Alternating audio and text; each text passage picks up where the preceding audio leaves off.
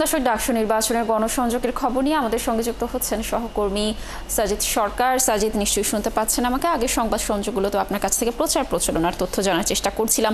শেষ মুহূর্তের প্রচার আসলে কতটা এখন জমে উঠেছে? ছাত্র দলের ভিপি প্রার্থী কথা বলেছেন, একটু আগে উমামা ফাতেমাও বক্তব্য রেখেছেন। কি তথ্য রয়েছে আসলে পুরো বিষয়গুলো নিয়ে আপনার কাছে জানাবেন?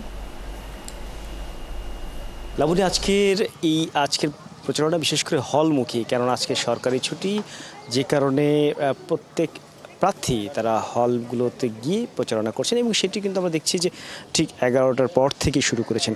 এই মুহূর্তে আমরা রয়েছি বঙ্গমাতা হল এবং এই পাশেই রয়েছে কুয়েত মৈত্রী হল, দুটি হল পাশাপাশি, এবং এই দুটি হল কিন্তু নিউ মার্কেটের ঠিক পেছনে, যে কারণে এখানে অনেক প্রার্থী আসতে একটু সময় সাপেক্ষ হয়ে থাকে রাস্তায় যানজটের কারণে। যেটি কিছুক্ষণ আগে কথা বলছিলেন ভিপি প্রার্থী উমামা ফাতিমা, তিনি বলছিলেন যে এই দুটি হল একটু পেছনে হওয়ায় ভোটের দিন বিশেষ করে একটি শঙ্কায় আছে, বিশেষ নারী বা শিক্ষার্থী যারা রয়েছেন, মেয়েরা যারা রয়েছেন, এই হলগুলো থেকে যাওয়ার ক্ষেত্রে হয়তো বা যানজটে পড়ে তারা ভোট কেন্দ্রে যাওয়ার সময় পিছিয়ে পড়তে পারে, সেই বিষয়গুলো নিয়ে তিনি শঙ্কায় রয়েছেন।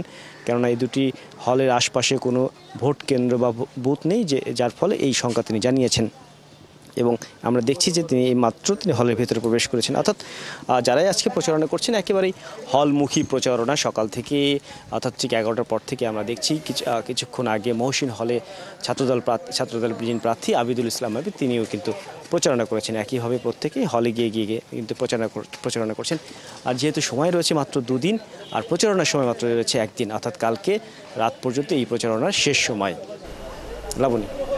সাজিদ, ধন্যবাদ আমাদের সাথে যুক্ত থাকার জন্য। নিশ্চয়ই শেষ মুহূর্তের প্রচারণা আরও জমে উঠবে এবং আপনি তথ্য সংগ্রহ করতে থাকুন। আমরা নিশ্চয়ই আপনার মাধ্যমে পরবর্তী সংবাদ সংযোগগুলোতে তথ্য জানানোর চেষ্টা করব দর্শকদের। দর্শক যুক্ত ছিলেন সহকর্মী সাজিদ সরকার।